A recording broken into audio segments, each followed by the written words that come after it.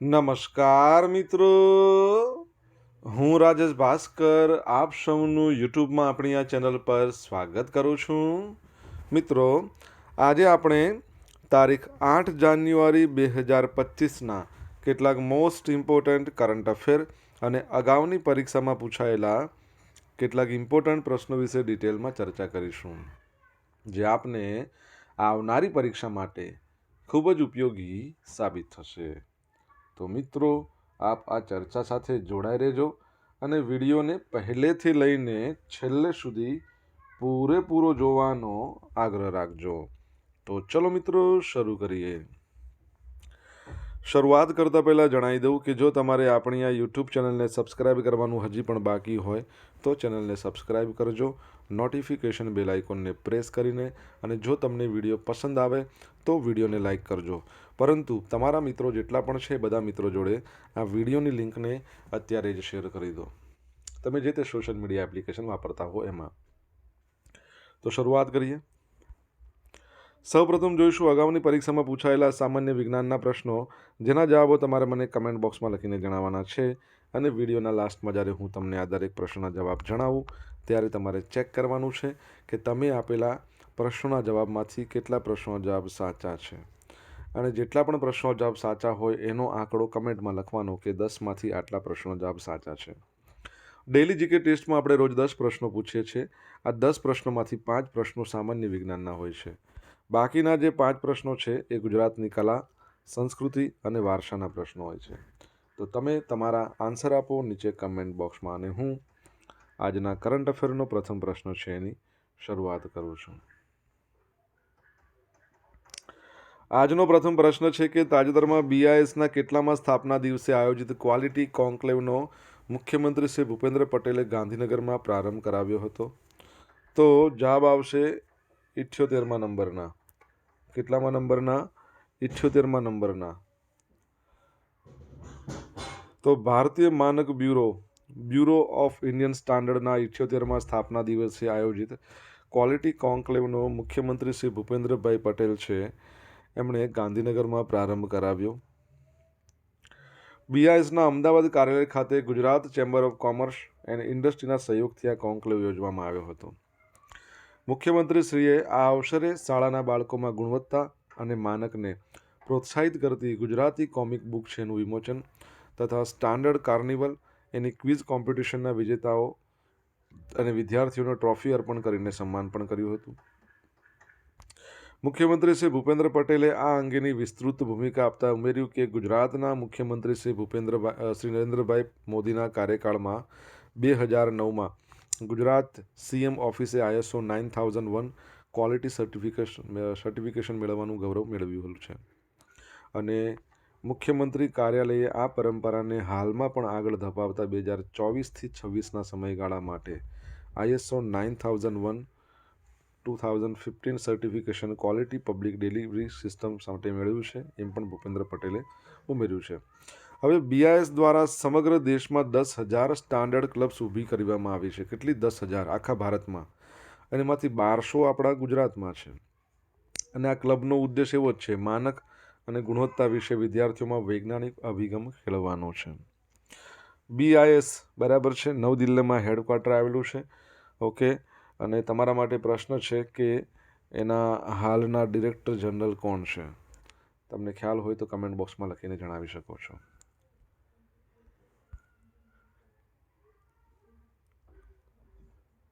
ચોથી international Jain conference કયા શહેરમાં યોજાશે? તો અમદાવાદમાં. એકચ્યુઅલી ચોથી ઇન્ટરનેશનલ જૈન કોન્ફરન્સ તો 11-12 જાન્યુઆરીના રોજ અમદાવાદમાં ગુજરાત યુનિવર્સિટી છે ત્યાં. કઈ જગ્યાએ? ગુજરાત યુનિવર્સિટી છે. તમને ખબર છે નિરજા ગુપ્તા એના વાઇસ ચાન્સલર છે. 1949માં ગુજરાત યુનિવર્સિટીની સ્થાપના કરવામાં આવી હતી. તો ત્યાં ભગવાન મહાવીરના 2550માં નિર્વાણ કલ્યાણક વર્ષની પુણ્યાહુતિ નિમિત્તે ચોથી ઇન્ટરનેશનલ જૈન કોન્ફરન્સનું આયોજન કરવામાં આવ્યું છે. કોન્ફરન્સની થીમ જૈન ધર્મનું વિશ્વને પ્રદાન અને ભવિષ્ય આવી છે. આ કોન્ફરન્સમાં જૈન ધર્મના મૂળભૂત સિદ્ધાંતો પર વિચાર વિમર્શ કરવામાં આવશે. સમગ્ર દુનિયામાં શાંતિપૂર્ણ બદલાવ લાવવા માટે ઉપાયો શોધવામાં આવશે. આ કોન્ફરન્સમાં જૈન સાધુ સાધ્વીજી, આચાર્યો, વિદ્વાન, શોધકર્તા, દુનિયાભરના જિજ્ઞાસુ લોકો ભાગ લેવાના છે.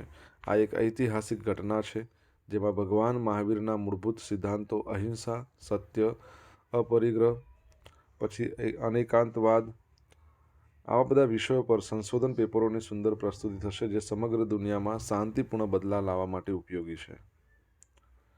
આ કોન્ફરન્સમાં વિદેશથી અનેક વિદ્વાનો તથા દેશના સમગ્ર પ્રાંતમાંથી પણ સુપ્રસિદ્ધ વિદ્વાનો પધારશે. તમને ખબર છે જૈન ધર્મના છેલ્લા તીર્થકર હતા કોણ? તો મહાવીર સ્વામી. બરાબર છે. પ્રથમ તીર્થકરનું તમારે નામ કહેવાનું છે. જો તમને ખબર હોય તો કમેન્ટ બોક્સમાં લખીને જણાવો. એર માર્શલ જીતેન્દ્ર મિશ્રાએ ભારતીય વાયુસેનાના પશ્ચિમી કમાન્ડનો હવાલો સંભાળ્યો છે. તેઓ ડિસેમ્બર 1986માં વાયુસેનામાં ફાઇટર પાયલોટ તરીકે જોડાયા હતા. 38 વર્ષની સેવા દરમિયાન તેઓ સંસ્થામાં મહત્વના હોદ્દા પર રહ્યા હતા. તેઓ કોનું સ્થાન લેશે? એર માર્શલ પંકજ સિન્હાનું, જેઓ 39 વર્ષથી વધુની સેવા પછી નિવૃત્ત થયા છે. બરાબર છે. તમારા માટે એક પ્રશ્ન છે. હાલમાં આપણા એરફોર્સ છે એના ચીફ કોણ છે, જેને આપણે એર ચીફ માર્શલ કહીએ છીએ? જો જવાબ આવડતો હોય તો કમેન્ટ બોક્સમાં લખો. મિત્રો, વિડીયો પસંદ આવ્યો હોય, ભણવાની મજા આવી હોય તો વિડીયોને લાઇક કરજો. તમારા મિત્રો જોડે વિડીયોની લિંકને શેર કરજો. આપણી બંને યુટ્યુબ ચેનલ રાજેશ ભાસ્કર 2 એને સબસ્ક્રાઈબ કરવાની છે, નોટિફિકેશન બેલ આઇકોનને પ્રેસ કરીને. અને જો તમારે ડેલી કરંટ અફેરની પીડીએફ જોઈતી હોય તો આપણી ટેલિગ્રામ ચેનલને જોઈન કરી લો. લિંક વિડીયોની ડિસ્ક્રિપ્શનમાં આપી છે. તમને ત્યાંથી પીડીએફ તો મળશે જ, સાથે સાથે પોલ્સ પણ રમવા મળશે. તાજેતરમાં કોણે સેન્ટ્રલ બ્યુરો ઓફ ઇન્વેસ્ટિગેશન એટલે સીબીઆઈ દ્વારા વિકસિત ભારત પોલ પોર્ટલ છે લોન્ચ કર્યું છે? લોન્ચ કોણે કર્યું?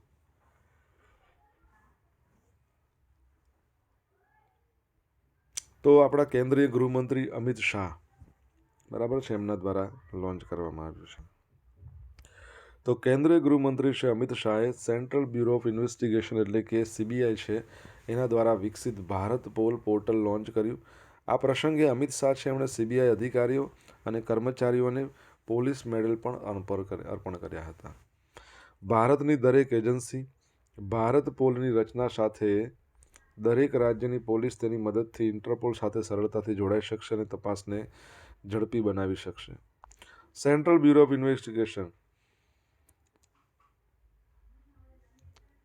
સીબીઆઈ દ્વારા વિકસિત આ પોર્ટલ, આ ભારત પોલ પોર્ટલનો હેતુ સાયબર અને નાણાકીય ગુનાઓમાં કાયદા અમલીકરણ એજન્સીઓ, આંતરરાષ્ટ્રીય પોલીસ એને મદદ કરવાનો છે, જે વાસ્તવિક સમયમાં માહિતીની આપ-લે કરશે. ઇન્ડિયા પોર્ટલ ઇન્ટરપોલ દ્વારા આંતરરાષ્ટ્રીય સહાય માટે તમામ વિનંતીઓની પ્રક્રિયાને સુવ્યવસ્થિત કરશે, જેમાં રેડ નોટિસ, અન્ય કલર કોડેડ ઇન્ટરપોલ નોટિસ જાહેર કરવાનો પણ સમાવેશ થાય છે. Bharat pol portal cyber crime, financial crime, online radicalisation, organised crime, drugs હેરાફેરી, માનવ તસ્કરી સહિત આંતરરાષ્ટ્રીય ગુનાઓને રોકવા માટે ખૂબ જ અસરકારક સાબિત થશે. CBI central bureau of investigation 1963માં એની સ્થાપના, એક્ટ હતો 1946નો. અને સીબીઆઈ છે એના ડિરેક્ટર છે, તમને કોણ છે ખબર છે? પ્રવીણ સૂદ છે. હવે ભારતમાં સીબીઆઈ છે, અમેરિકામાં એફબીઆઈ આવે, ફેડરલ બ્યુરો ઓફ ઇન્વેસ્ટિગેશન, જેના ડિરેક્ટર આપણા ગુજરાતી મૂળના વ્યક્તિને બનાવવામાં આવ્યા છે. તમને ખબર હોય તો તમે કમેન્ટ બોક્સમાં નામ લખીને જણાવી શકો છો એમનું. તાજેતરમાં કોણે નવી દિલ્હીમાં ગ્રામીણ ભારત મહોત્સવ 2025નું ઉદ્ઘાટન કર્યું? તો આપણા ભારતના 14મા નંબરના પ્રાઇમ મિનિસ્ટર શ્રી નરેન્દ્ર મોદીએ.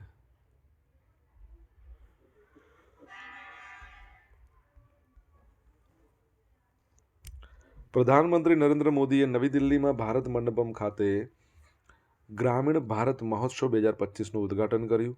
મહોત્સવની થીમ શું છે? વિકસિત ભારત 2047 માટે એક સ્થિતિસ્થાપક ગ્રામીણ ભારતનું નિર્માણ. અને તેનું આદર્શ વાક્ય છે, ગાંવ બઢે તો દેશ બઢે. આ મહોત્સવનો હેતુ ગ્રામીણ ભારતની ઉદ્યોગ સાહસિક ભાવના અને સાંસ્કૃતિક વારસાની ઉજવણી કરવાનો છે. 4 થી 9 જાન્યુઆરી એટલે આવતીકાલ છેલ્લો દિવસ છે. આ મહોત્સવમાં વિવિધ ચર્ચાઓ, કાર્યશાળાઓ, માસ્ટર ક્લાસ મારફતે ગ્રામીણ માળખાગત સુવિધામાં વધારો કરવાનો, આત્મનિર્ભર અર્થતંત્રનું નિર્માણ કરવાનું અને ગ્રામીણ સમુદાયોમાં નવીનતાને પ્રોત્સાહન આપવાનું છે.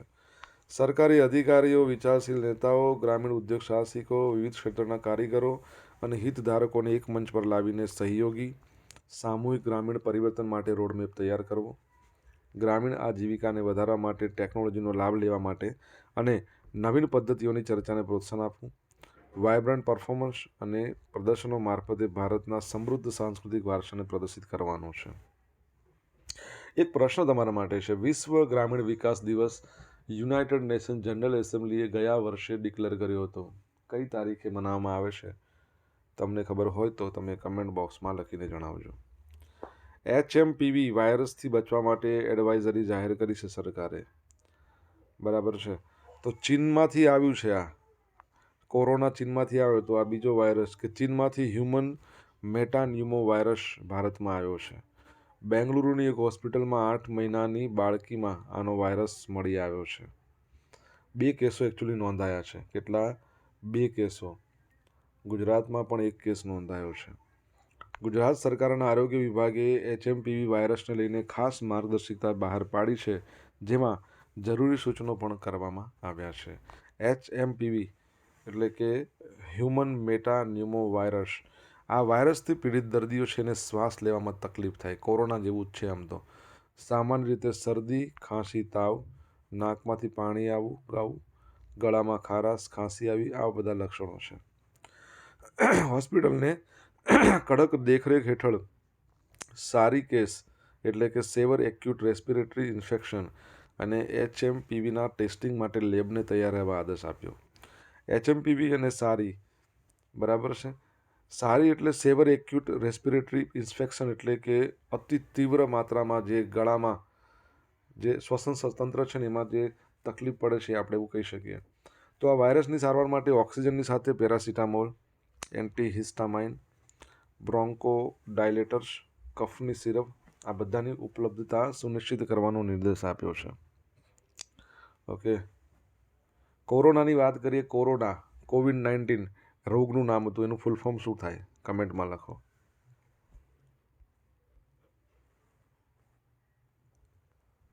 સોશિયલ મીડિયાના માધ્યમથી તમે મારી જોડે કનેક્ટ રહી શકો છો. મારું ઇન્સ્ટા આઈડી છે rajesh.i.bhaskar. ફેસબુક આઈડી છે RI ભાસ્કર. ટેલિગ્રામ આઈડી અથવા ટેલિગ્રામ ચેનલ છે રાજેશ ભાસ્કર, જ્યાં તમને ડેલી કરંટ અફેરની PDF મળશે અને પોલ્સ રમવા મળશે. જો તમને ભણવાની મજા આવી હોય તો વિડીયોને લાઇક કરો, તમારા મિત્રો જોડે વિડીયોની લિંકને શેર કરો, ચેનલ સબસ્ક્રાઇબ કરવાની બાકી હોય તો સબસ્ક્રાઇબ કરો, નોટિફિકેશન બેલ આઇકોનને પ્રેસ કરીને. તાજેતરમાં પ્રધાનમંત્રી જન આરોગ્ય યોજનામાં આ યોજના માટે કયો વોટ્સઅપ હેલ્પલાઇન નંબર જાહેર કરવામાં આવ્યો છે? તો 9227723005. તો પ્રધાનમંત્રી જન આરોગ્ય યોજના PMJમાં આ યોજના માટે જોડાયેલી હોસ્પિટલમાં આયુષ્યમાન કાર્ડ હેઠળ આપવામાં આવતી સારવારમાં કોઈપણ પ્રકારની મુશ્કેલીમાં સહાય માટે આ વોટ્સઅપ નંબર જાહેર કરવામાં આવ્યો છે. તમને બધાને ખબર છે ખ્યાતિકાંડ થયો હતો, ખોટા ઓપરેશનો થયા હતા હોસ્પિટલોમાં. પ્રધાનમંત્રી જન આરોગ્ય યોજના માટે એક નવી SOP જાહેર કરીને નિયમોને કડક બનાવ્યા છે આ ખ્યાતિકાંડ બાદ, જેથી આરોગ્ય વિભાગે દર્દીઓની સુવિધામાં વધારો કરવા અને કોઈપણ પ્રકારની મુશ્કેલી ન થાય એ માટે વોટ્સઅપ હેલ્પલાઇન નંબર જાહેર કર્યો, જેના પર સંપર્ક કરી દર્દીઓ અથવા તેના સગા સંબંધીઓ કોઈ પણ છે ને મુશ્કેલીમાં મદદ મેળવી શકે છે. PMJ, તમે તો પહેલાં કહો આ યોજના ક્યારે લોન્ચ થઈ હતી? PMJમાં ગુજરાત રાજ્યમાં અંદાજે 97 લાખ કુટુંબો છે. 2.65 કરોડ લાભાર્થીઓ આ યોજનામાં જોડાઈને અંદાજે 900થી વધુ ખાનગી, 1500થી વધુ સરકારી હોસ્પિટલો ખાતે નિયમિત સારવાર મેળવી રહ્યા છે. આ યાદ રાખજો. પંચ મહોત્સવ કાર્યક્રમનો કેબિનેટ મંત્રી કુબેરભાઈ ડિંડોરે શુભારંભ કરાવ્યો છે. તો કેબિનેટ મંત્રી કુબેરભાઈ ડિંડોર પંચમહાલ જિલ્લાનું સુપ્રસિદ્ધ યાત્રાધામ પાવાગઢ. પરીક્ષામાં પ્રશ્ન પૂછાય છે પાવાગઢની અંદાજિત ઊંચાઈ કેટલી? 800 મીટર. ત્યાં આવેલું છે વડા તળાવ. તો ત્યાં પંચ મહોત્સવ કાર્યક્રમનો શુભારંભ કરાવ્યો. સ્થાનિક પર્યટનને વેગ મળે તે માટે tent city, craft and food બજાર આ બનાવવામાં આવ્યું છે. સાંસ્કૃતિક સંધ્યાનું આયોજન કરવામાં આવ્યું છે. ચાલુ વર્ષે 5 દિવસને બદલે 3 દિવસના પંચ મહોત્સવ કાર્યક્રમનું આયોજન કરવામાં આવ્યું છે. પંચમહાલનું મુખ્ય સ્થળ છે ગોધરા. તમારા માટે પ્રશ્ન કે એના માટે આરટીઓ કોડ કયો લાગુ પડે છે, કમેન્ટમાં લખો. હવે જોઈશું અગાઉની પરીક્ષામાં પૂછાયેલા સામાન્ય વિજ્ઞાનના પ્રશ્નો. પહેલો પ્રશ્ન, નીચેનામાંથી કઈ ધાતુ પ્રવાહી સ્વરૂપે મળે છે? ગેલિયમ. ધીમા તથા સ્ટાર્ચ કે અન્ય સંબંધિત પદાર્થોની ભેળસેળ તપાસ માટે કયું રસાયણ વપરાય છે? તો પ્રવાહી આયોડિન. ટીયર ગેસનું રાસાયણિક નામ શું છે? તો આલ્ફા ક્લોરો એસિટોફેનન. પીરિયોડિક ટેબલ ઘટક કોષ્ટકમાં છેલ્લે 118નો અણુ આંક ધરાવતા રસાયણનું નામ શું છે? તો શું આવશે? ઓગેનોસોન. પેનિસિલિનના શોધક એલેક્ઝાન્ડર ફ્લેમિંગ.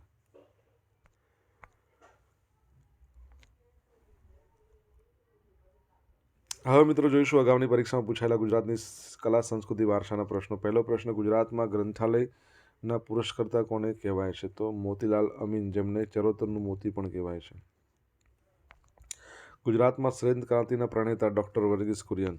ફોટોગ્રાફી ક્ષેત્રે પદ્મ વિભૂષણ મેળવનાર હોમાય વ્યારાવાલા. મજૂર સંગઠનની પ્રવૃત્તિ સાથે કોણ સંકળાયેલા? તો મજૂર સંગઠનની પ્રવૃત્તિ અનસુયાબેન. બરાબર છે. કયા ગુજરાતીને ભારત રત્ન એવોર્ડથી સન્માનિત કરાયા છે? આમાંથી તો એક જ આવશે, સરદાર પટેલ. હવે મિત્રો જોશું ગઈકાલે પૂછેલા પ્રશ્નો જવાબ. પહેલો પ્રશ્ન, અમદાવાદમાં ચાલી રહેલા ફ્લાવર શોમાં બનાવેલા કેટલા ફૂટના બુકેને ગિનિસ બુકમાં સ્થાન આપવામાં આવશે? 34 ફૂટ. તાજેતરમાં કયા સ્થળે દરિયાકાંઠાના તેમજ કીચડિયા પક્ષીઓની ગણતરી યોજાઈ? તો મરીન નેશનલ પાર્ક ખાતે. હવે મિત્રો જોઈશું આજે પૂછેલા પ્રશ્નોનો જવાબ. પહેલો પ્રશ્ન, BISના ડિરેક્ટર જનરલનું નામ શું છે? તો યાદ રાખજો, પ્રમોદ કુમાર તિવારી. સેકન્ડ પ્રશ્ન, જૈન ધર્મના પ્રથમ તીર્થકર કોણ હતા? તો ઋષભદેવ. અને એમનું ચિહ્ન શું હતું? આંખલો, બળદ. બરાબર છે. ત્રીજો પ્રશ્ન,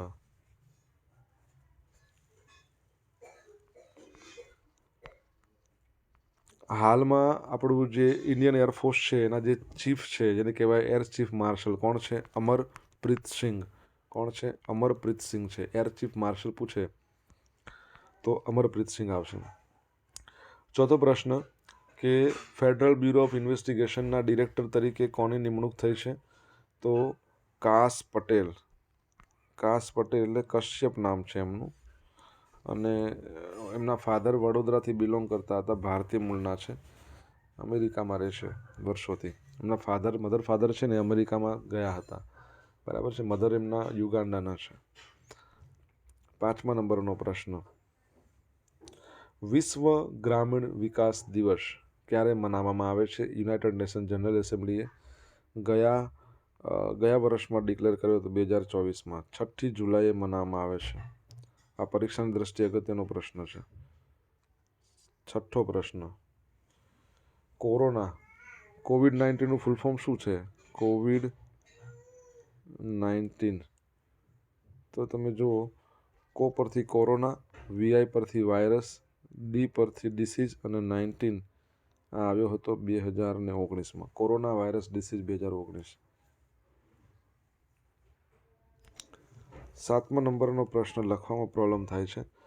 પ્રધાનમંત્રી જન આરોગ્ય યોજના ક્યારે લોન્ચ થઈ? 2018માં. અને 8મા નંબરનો પ્રશ્ન, પંચમહાલનું મુખ્ય સ્થળ ગોધરા. પંચમહાલ માટે આરટીઓ કોડ છે, કયો આવશે? GJ17. હવે મિત્રો જોઈશું ગઈકાલના કરંટ અફેરમાંથી પૂછેલા કેટલાક ઇમ્પોર્ટન્ટ પ્રશ્નો, જેના જવાબો તમારે કમેન્ટ બોક્સમાં લખીને જણાવવાના. પહેલો પ્રશ્ન, કયા સ્થળેથી મુખ્યમંત્રી ભૂપેન્દ્ર પટેલે ખેલ મહાકુંભ 3.0નો શુભારંભ કરાવ્યો? સેકન્ડ પ્રશ્ન, કયા રાજ્યએ સંતોષ ટ્રોફીનું 33મું ટાઇટલ જીત્યું છે? જો જવાબ આવડતો હોય તો કમેન્ટ બોક્સમાં લખીને જણાવી શકો છો. તો મિત્રો આ હતા આજના દિવસના કેટલાક મોસ્ટ ઇમ્પોર્ટન્ટ કરંટ અફેર. સાથે આપણે જોયું અગાઉની પરીક્ષામાં પૂછાયેલા ઇમ્પોર્ટન્ટ પ્રશ્નો, એના જવાબોની સાથે. આશા રાખું બધાને ભણવાની મજા આવી હશે. મજા આવી હોય તો વિડીયોને લાઇક કરો, તમારા મિત્રો જોડે વિડીયોની લિંકને શેર કરો. આપણી બંને યુટ્યુબ ચેનલ રાજેશ ભાસ્કર 2ને સબસ્ક્રાઈબ કરો, નોટિફિકેશન બેલ આઇકોનને પ્રેસ કરીને. મિત્રો thank you so much for watching this video. Have a nice day. જય હિન્દ, જય ભારત.